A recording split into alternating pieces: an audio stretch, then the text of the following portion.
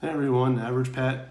Today I sit to chat about the movie A Star is Born. Now, this is the fourth incantation of this movie. The first versions were made in 1937 with Frederick March and Janet Gaynor, 1954 with James Mason and Judy Garland, and of course everyone remembers the 1976 version with Chris Christopherson and Barbra Streisand. Now, I have to admit, I've only seen the Streisand Christopherson version. I've never seen Judy Garland or Janet Gaynor's versions. I actually didn't know they existed until I started researching this.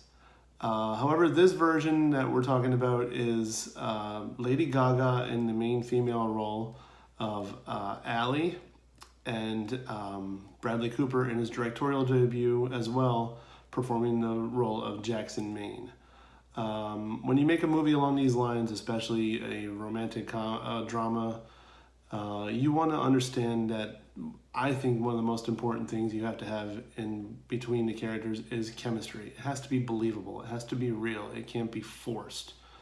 You've seen many other movies where the couples just, they call stuff in. They don't really have the chemistry. One of the famous ones that everybody always talks about was from the Star Wars prequels with Natalie Portman and Hayden Christensen.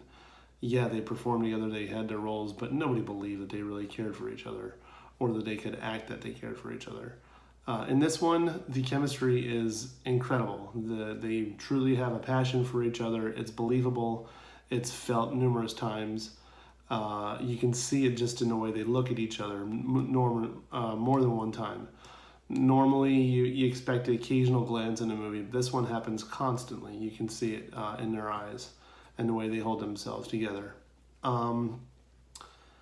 The storyline is simple. It's the same as the other ones. It's a nobody, very talented female is performing and is dumbfounding the main male role who's already an established star, whether it be in acting or singing. In this instance, it's singing.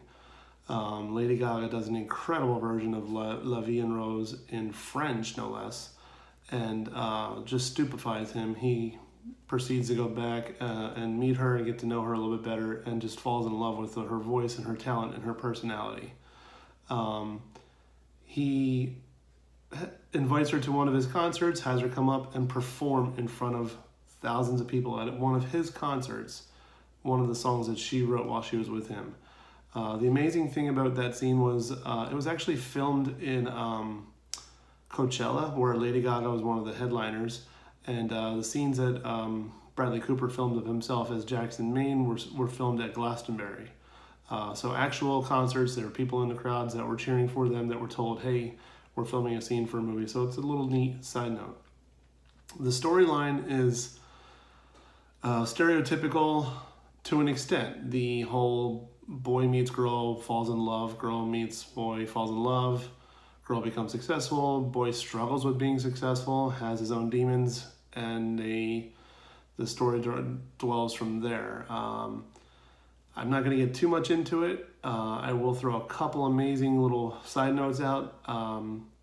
The one thing that struck me as really silly but simple, in one moment there's a dog introduced into the movie. His name is Charlie. That's actually Bradley Cooper's actual dog. It wasn't like a stunt dog or anything along those lines, or a typical one. It was his own personal dog. Little things like that amaze me. The passion that you see between them is, I think, exemplified by the camera angles that Bradley chose to use. The camera is very personal, but it also takes in the whole scene as an overall. The way that typical cameras at concert events are, the person singing, the camera straight out looking at them. In this one, the camera moves. It's fluid. It goes back and forth between showing the band and showing the crowd, and while maintaining the focus on the performer, who it may have been at the time, whether it was Bradley or Lady Gaga. Just little nuances like that he personalized the story and the view of the story made it stand out a little bit more to me than typical. Overall, the storyline is powerful. It's a struggle with life and a struggle with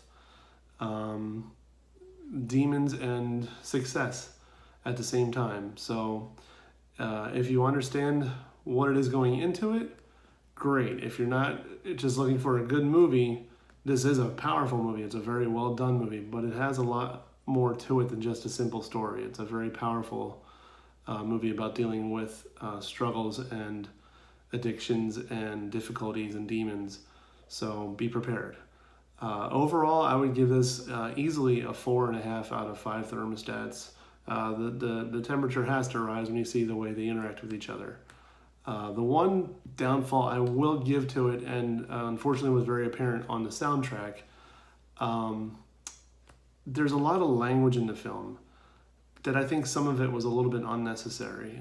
There is scenes where it's very powerful and it's an explosive moment, and it's necessary to show the passion and the issues in there. However, I think to include a lot of that on the soundtrack was a little excessive. But if that's the only kick it has against it, I'll take it any day of the week. So there you go, 4.5 out of 5 in my personal review of A Star is Born. That came out on October 5th, Friday, October 5th. So go see it in theaters. It's well worth it, and I hope you enjoy it. Thanks a lot. Have a good day.